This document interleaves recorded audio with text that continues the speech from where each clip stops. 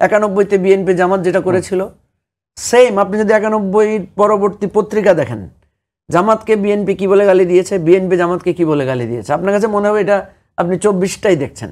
জি, আপনি এই জায়গাটায় আমরা দেখছি, আমি যেটা 4টা দলকে আমি আজকে উল্লেখ করে বলেছি, অনুরোধও করেছি, বিএনপি, জামাত, এনসিপি এবং ইসলামী আন্দোলন বাংলাদেশ। এই 4টা দলের কথা দেখেন। ইসলামী আন্দোলন বাংলাদেশের আপনি একটা ইন্টারেস্টিং ঘটনা দেখবেন।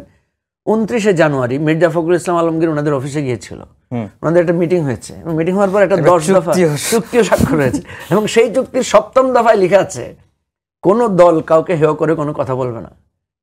দেখছেন কয় মাস গেল, এর মধ্যে বিএনপি তাদের দলকে উল্লেখ করে বলেছে যে ওরা একটা চরের দল। আর ইয়া কি করলো, ইসলামী আন্দোলন বাংলাদেশ বলল যে চাঁদা উঠে পল্টনে ভাগ যায় লন্ডনে। মানে অর্থাৎ দুজনকে হেয় করে, এমনভাবে হেয় করে কথা বলছে। ঠিক একইভাবে বিএনপি জামাতকে রাজাকার বলছে, জামাত বিএনপিকে আপনার ওই যে ফেসিবাদ বা চাঁদাবাজ বলে অহরহ বলছে।